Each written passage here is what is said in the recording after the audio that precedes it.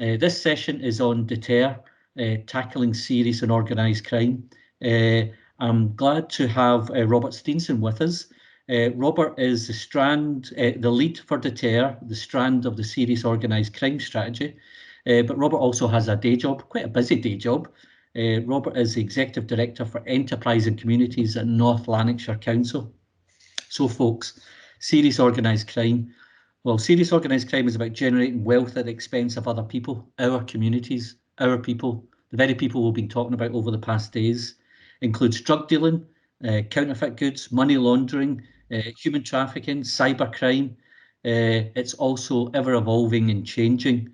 DETER is one of the 4 key objectives of the Scottish Government's serious organised crime strategy, undertaking activity to deter serious organised crime groups by supporting private, public and third sector organisations to protect themselves and each other. Robert will provide us with an update on the vital work that DETER is doing in tackling serious organised crime and how this can impact on local communities across Scotland and on your roles also. I'm going to hand over to Robert and he can do his presentation. Robert. Thanks very much, Stephen, and good afternoon, everyone. I think Stephen's just covered half my presentation there, but I'll try and expand upon the points that he's outlined. I'll just make sure that we get the presentation in the presentation format. There we are. So serious organised crime and the organised crime strategy for Scotland, as Stephen said, I'm the DETER strand lead. There's 4 strands within the overall strategy. And as I said, I work for North Lanarkshire Council as Executive Director for Enterprise and Communities, which probably tells no one what my job actually entails, but I won't bore you with that at the moment. So what is serious organised crime? I always start with a slide like this one, which is a sort of generic office-based worker type slide that you see in lots of presentations, but I always show it at the beginning because when we think of serious organised crime and the people who are perpetrating those crimes in Scotland at the moment, we always think of Ray Winston, leather jacket, broken nose, guys with big cauliflower ears walking about intimidating people. But in reality, for the people in this call, these are the organised criminals, people who work in professions, second, third generation serious organised crime families, have children and relatives and contacts who've all been to the best universities and have got the best education. Unfortunately, their morals, their work practices, their objectives and what they hope to get out of their businesses is not what we would expect and not what a normal legitimate business would. But I always put this slide up just to remind people that this is what a serious organised criminal looks like. Okay, and we need to remember that because they'll come in and shake hands with you and be as plausible as the day is long. But their objectives are very, very much about getting benefit for the crime group at any cost. So just a quick overview of what the serious organised crime strategy is. It was first published in 2009. Before 2009, there was no overall strategy for tackling serious organised crime in Scotland. Since 2009, we've had the establishment of Police Scotland.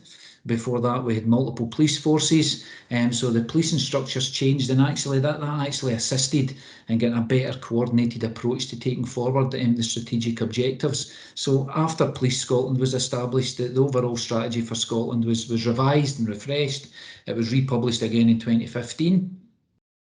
It brought more organisations and a much broader partnership approach to tackling crime. Prior to 2009 and even between 2009 and 2012, it was very much a cop-led thing. It was about the police, it was blue lights, and every time the task force met, there was a picture of the Cabinet Secretary for Justice with the Chief Constable with a police helicopter or something behind them. But in effect, that is only a small part of how we tackle serious and organised crime. So we've very, very much moved away from that simply a police-led approach, and we've brought a whole range of partners in, which I'll explain in just a minute, so that we actually get that holistic view of how serious organised crime can be tackled by looking at how it impacts in society overall, not just in one particular aspect.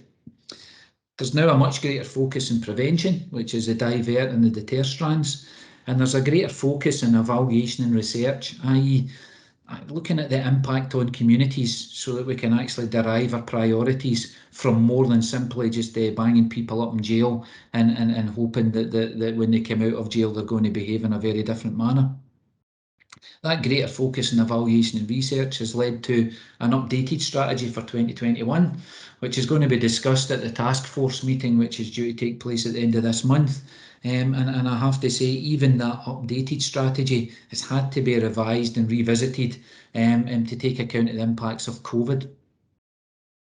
So what are our strategic objectives then? Well, first of all, it's to divert people from becoming involved in serious organised crime in the first place, and also from using its products. Okay, so that strand is actually led by Paul Cadbury, who's a Director for Action for Children. So it's led by a third sector organisation, and it really is about looking at how our communities become involved in serious organised crime, either as the perpetrators or as the victims of serious organised crime, and looking at how we can use that whole public sector approach to actually preventing people becoming involved in the first place.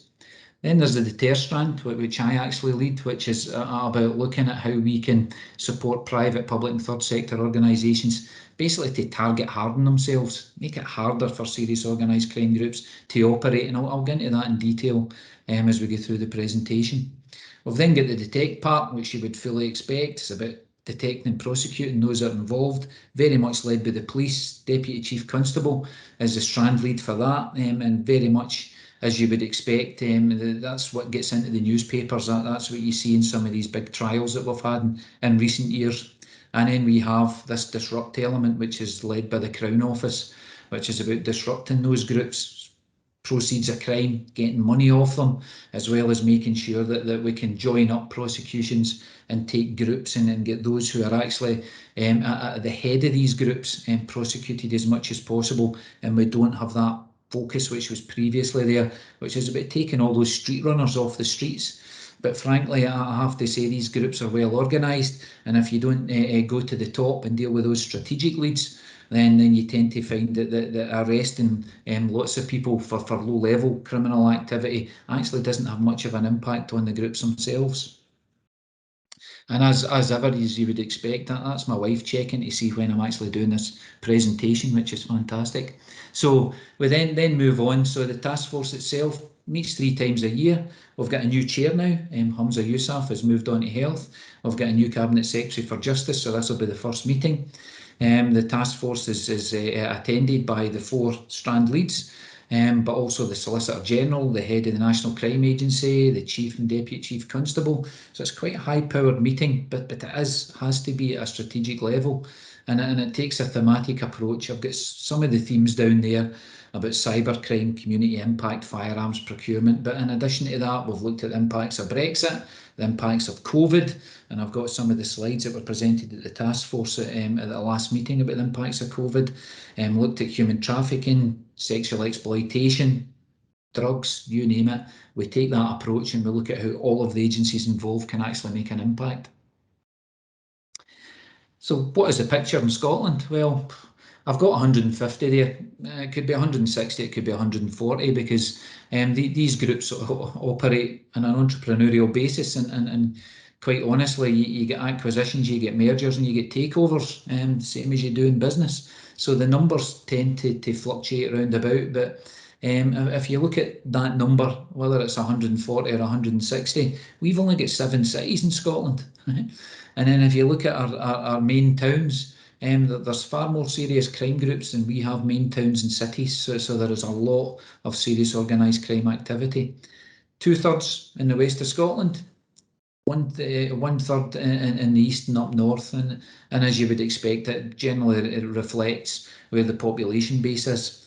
But I suppose something that may not be quite so apparent is most of the people involved in serious organised crime in Scotland are Scottish nationals. Only 6% are actually foreign nationals, so it's not necessarily the reflection that you would get when you watch some of the crime shows on the TV.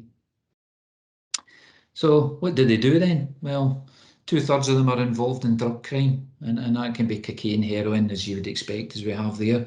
But you also have to remember as well, there's also illicit alcohol, there's tobacco, and frankly, serious organised crime involvement in tobacco and illicit tobacco sales the penalty for selling illegal tobacco is much less than the penalty for selling cocaine, but the profits can be just as significant. And I have to say that the record of Scotland in terms of cocaine use is that we are one of the per head of population highest users of cocaine in the world. So it's a thriving trade for these illicit groups. But the part that I want to emphasise to you today is that 2/3 of these groups are involved in seemingly legitimate businesses. And in fact, I have to say, I'm saying seemingly, you do get the illicit trade, but these groups operate legitimate businesses which are set up and managed and taken forward and trade in a normal business way. But their profits and the funding that went in to set them up are very much illicit. And every penny they make from a legitimate business actually legitimises their concern, but supports that illegal activity. And it's those seemingly legitimate businesses which are the main focus in terms of our procurement activity, and also not just in terms of our procurement with a tier 1 operator, but all of those tier 2, tier 3 subcontractors, and how they actually manage to get their tentacles into almost every area of life in Scotland. So the current threats from the threat analysis are, as you would expect at the top there, we've got human trafficking, child sex abuse, violence, and I've got SOCG related because in Scotland at the moment tends to be mainly criminals against criminals, but not exclusively. Firearms and drugs. But then as you move down those threats, you'll see there we've got financial crime. Cyber crime's a huge area for them. Then we've got organised immigration, organised acquisitive crime, i.e. theft, illicit trade, and environmental crime, which you would maybe expect to see. But a lot of these bottom half of that list can only operate but by utilising these cross-cutting threat enablers, and that's technology, border vulnerabilities, using those specialists that I referred to at the beginning. They'll employ lawyers, accountants, consultants, financial advisors, you name it. They will employ the very best people to make sure that they manage their operation like a business. And again, that legitimises what they're doing. And then right at the bottom there, we've got corruption. A lot of this can't actually operate without the involvement of corrupt individuals within legitimate operations. So that's something in terms of insider threat that we always have to be aware of. And you get this vicious circle. So you've got the income from crime, from drugs, from whatever. It provides capital to get into legitimate enterprises, and then you'll see the wee sort of dark blue boxes there. They then, through those legitimate enterprises, can look at demand for their services. They can apply for grants, loans, contracts, licenses, take forward developments. It gives them that foothold, which then gives them that financial, but critically that community power, right? And we start to see these businesses being legitimised, and the communities looking on the individuals as almost benevolent within their communities, because you'll find that they will contribute money to charitable enterprises. They will get involved with community groups, because frankly money and cash is not an issue, but what that does is it gives them that foothold and it emboldens their activities. They then feel that they're untouchable, and everything that they do is at the expense of our communities, expense of lives, expense of legitimate business competition, and frankly at the expense of our environment. So what's COVID done for serious organised crime in Scotland? Well, in the short term, do you know that crime activities were impacted the same as any other activities? But frankly, if you're quite happy to sell drugs, undertake violence, get involved in human trafficking and child sexual exploitation, then I'm afraid guidance and rules for COVID don't really apply very much to you. So very quickly they adapted. The one thing that did impact on them was visibility. Last spring there was very little movement about our streets, but visibility was an issue. But they very quickly overcame that, because they do adapt very quickly. As we get into the medium term, easing lockdown results in their criminal activity returning to pre-pandemic levels, but you also add to that the tactics that they've developed through the pandemic. And as we get into the longer term, you'll find that they'll thrive at the expense of legitimate businesses, because again, most legitimate businesses are worried about cash flow, they're worried about supply chains. Well, do you know what? Cash flow is not an issue for these people, and they have their own supply chains for the particular products that they want to peddle. So in the short term, we saw cyber-enabled crime increasing dramatically, child sexual exploitation online growing, but then we had counterfeit goods, we had frauds, all of those grants that were made available to businesses. Last July, I saw an estimate that it was between £800 and £900 million had already been issued to fraudulent businesses through all the business support schemes in the UK. And then we've got property crime. As I'm sure you're aware, a lot of people have been spending money on their properties. We get property crime and drugs as an ever-present. And in the medium term, cyber-enabled crime continues to be that dominant threat, but fraud's growing. Online child exploitation will continue, but that illicit trade, the financial impact to drugs and the human trafficking continues to grow. And then we get that longer term part about corruption and fraud becoming embedded in certain areas. But for us and the people in this call in particular, that economic hardship becomes a push factor for illicit trade, for property crime, and for those semi-legitimate businesses who don't have a cash flow issue can actually become very, very unfair competition for those legitimate businesses that are struggling to recover. So how does DETER actually tackle this? Well, we look at it from the business sector, from public and third sector, licensing and regulation, and also looking at procurement and commissioning of services. So from businesses, it is about making sure they're aware of those threats. It's about looking at cyber threats and giving support for those, which is, I have to say, not easy even for the largest businesses. I mean, you've heard in the news this morning, the meat business in the USA and Brazil paid an $11 million ransom because of cyber threats and because of that threat to their business. Well, I would imagine they've got several £1 million that they can easily put in to resilience in a cyber environment. A lot of small businesses can't do that, so it's about providing that support for them. And Business Gateway, Scottish Business Resilience Centre do a lot of work to support that. But it's also about them sharing that information, because we've found that a lot of businesses impacted by serious organised crime do not share the fact that they've been targeted either through cyber or through fraud, because they feel it makes their business look weaker. The exact same applies to public and third sector organisations. And we need to be aware of those threats, and frankly, we're not very good at managing those threats.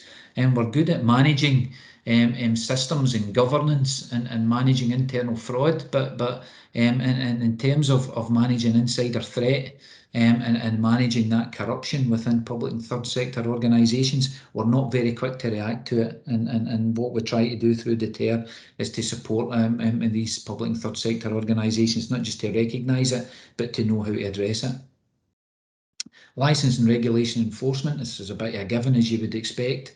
We would try to deny these crime groups access to licences, premises, taxis, security industry, and we try to do that through fit and proper person checks, through all the checks that we do, getting police to be involved in the licensing process. But quite often they apply through a legitimate business, which can make it quite frustrating to deal with at times. And again, it's about regulators communicate effectively with consumers about counterfeit goods and getting that message out, which is a well-rehearsed message. But if you're willing to buy a counterfeit Scotland top to watch football this month, then do you know what? The people who are making it and selling it are the people who are also selling drugs. So don't hold yourself above anyone who would go out and buy drugs and say that you're a better person, or you wouldn't get involved in that, because if you're buying any of these counterfeit goods, it's all coming from the same source, and the money is all going to fund further illicit activities. And then we'll get procurement and commissioning of services, which is a theme that's led by our colleagues in Scotland Excel, and it's about getting that procurement guidance, including serious organised crime. It's about assisting regulators, law enforcement agencies to understand the world that procurement operates in, and not just the restrictions, but the opportunities to control serious and organised crime activities. and making sure that we're aware of those targeted and high-risk sectors whenever we're going through that procurement. And there is lots of discussion about what we can do legally, what we can't do legally, what EC regulations mean, what this means. But frankly, we do have a lot of tools at our disposal, and sometimes it's about using what you have and making the best of the tools that are available, and then trying to improve on them as you move forward. So it's not a hand-wringing exercise, but it really is being aware of the challenge and being aware of the tools that are available and using them when you can. So public sector context then, really for us, it's about deter and divert. We also get involved in disrupt, but it's about target hardening. And that's about all our dealings with potential serious organised crime groups in that hostile operating environment, whether it's in procurement, licensing, or day-to-day business with us, we actually do that. Specific examples can be, there's property examples for Edinburgh and Inverclyde. There's a fantastic example of Newhouse, where a waste company was set up and actually it was brought to its knees very, very quickly. And I always put the Inverness Hospice one in, because to me that's the one that just says it all about the people you're dealing with. There was a cyber fraud undertaken where they took £500,000, £500,000 from a hospice. If you're willing to do that to make a profit, then do you know what? There's very little that you won't do to make a profit, and we have to recognise that. We also have to support the most exploited businesses, because legitimate business are those who are at greatest risk from this. They've got unfair competition, and it's our duty in terms of regulation, in terms of procurement, as much as we possibly can, to support those businesses who are in those areas which are more likely to be exploited. And that means we've got to have that awareness training for them, but also for our procurement specialists, for our licensing officers, and for those who actually carry out regulation like trading standards, environmental health, building control, that our regulatory activity is really about supporting legitimate business, building up cyber resilience, and again, making sure that where we do have intelligence about seemingly legitimate businesses, that we share it as widely as we can within the restrictions that we have to operate under, and then making sure that we follow that through this procurement supply chain. And the current issues, just to finish off, post-COVID threats, which I've covered, procurement exploitation, which is always a risk, partnership arrangements and information sharing, which we tend to make very bureaucratic, but I always find that on the ground it operates very well. It's when you get to that organisation level, we start to get caught up in information sharing agreements, and we have to make sure that we get that through that legal process as much as possible, to make sure that we're sharing as much information as we possibly can, because that's where the gaps appear, and those gaps will always be exploited. And then that lifestyle awareness, cybercrime prominence, which I've already done, and then defending public procurement. And Scotland Excel are developing a specific training programme at the moment to raise that awareness, to make you aware of the tools, and to make sure that we can target harden and make sure that we make it a hostile working environment for these groups. And that's really what DETER is all about. A lot of collaborating agencies involved. Most of these are involved at the crime campus at Gartcosh, but you'll see by working together we actually can make a difference, but we can only make that difference if at that strategic level we all work in the same direction, which is why the task force tries to look at themes when we're going forward, so everybody can put their own spin on that theme and all push in the same direction. So I finished the presentation now. Happy to take any questions, and I'll just stop sharing. There we go. So hopefully that just gave you a quick overview. Thanks, Stephen. I'll hand back to yourself. Thank you, Robert. That was really interesting and probably really scary as well. And I guess on reflection, having my 23rd session as tackling serious organised crime, and the last session was about cyber security and trust no one. It was maybe not a good idea, right? So, but it's a serious issue. It is a scary issue, and I know we're doing lots, but clearly we need to do a lot more. So I'm going to open it up to the audience for some questions.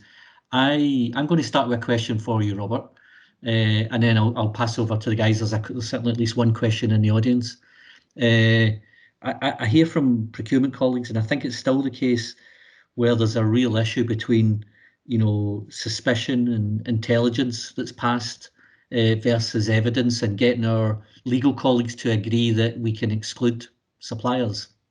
Any thoughts on that? Any progress on that?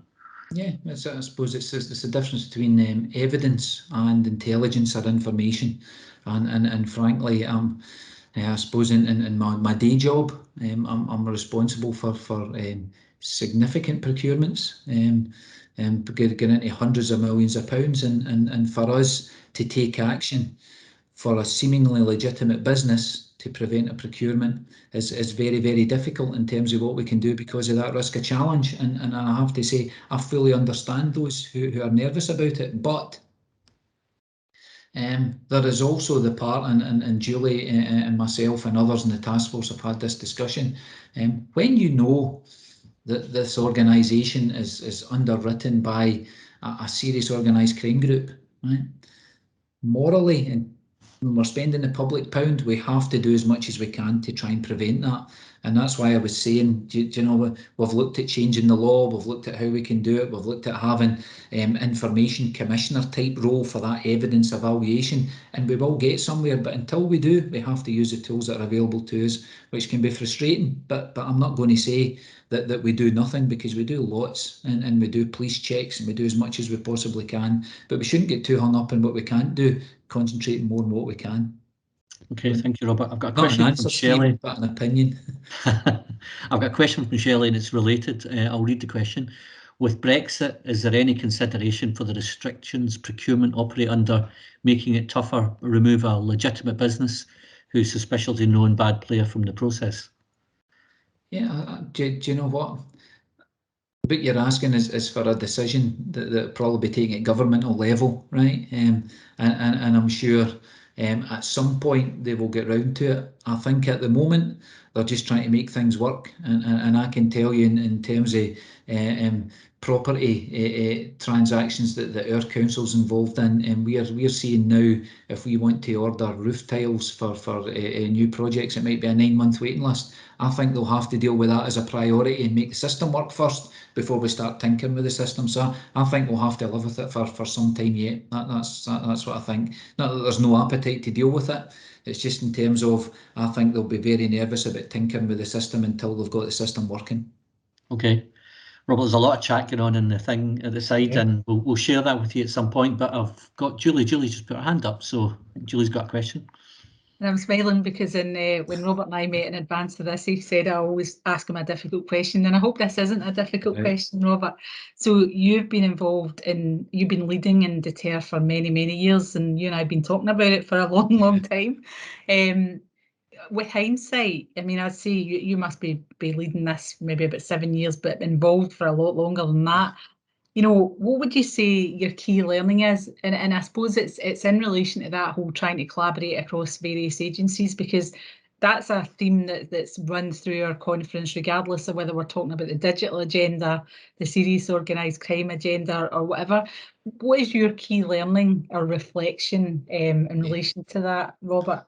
Yeah, do you know, I've thought about this a lot recently, actually, just because we're refreshing the strategy. And my key learning is we move too slow, and serious organised crime groups move very, very quickly. So what happens, and it just tends to be, it's a government public sector thing. We have governance, we have authorities, we have approvals, whether it's cabinet secretary. Do you know what? I've not met a serious organised crime group yet that looked for a business plan before they decided to do something. And just when we get a strategy to deal with something, they've already moved on. And what we have to do is adapt very much quicker. And that us adapting in a much faster pace can only be possible if we collaborate all that information sharing, intelligence sharing, so that for once we actually get ahead of the game. Because I've just felt that for the last 7 or 8 years that I've been involved, we're always reacting, Julie. And it is always reactive. We never seem to get ahead of it. And I have to say, when I started 8 years ago and I sat down with the then Chief Constable, Steve House, you remember, and there was other people involved. It was just big spreadsheets of all the risks, right down to window cleaning companies, all these cash businesses that can come in. And back then, we never realised the impact that cyber would have in terms of the impact that serious organised crime groups could have, because they've grasped it much quicker than we have, and they've taken it forward in such an extent. I get daily texts from Hermes about parcels I've never ordered, telling me to go in and put my bank details in. That's a serious organised crime group. That's just their thing, the post office one, but much more sophisticated in terms of how they get money out of that hospice, the £500,000, and how they then infiltrate other things. So very, very, I think them entrepreneurial and how they've adopted digital almost on an Amazon basis. So for me, we need to move faster, Julie, and we've discussed how we can do it, and it's difficult, but just because it's difficult doesn't mean we don't keep trying. I agree. Good answer. Thanks, Robert. Robert, that was a good point, and excellent, and it's also an excellent point to finish on. And I want to say thank you for participation today. Really interesting. I know we've got a lot more to do, and you'll be hearing more from us, particularly on that training programme we talked about. And I guess to thank the audience for your participation today. No, thanks for listening. It was a pleasure. Thank you. Thank you. Bye-bye.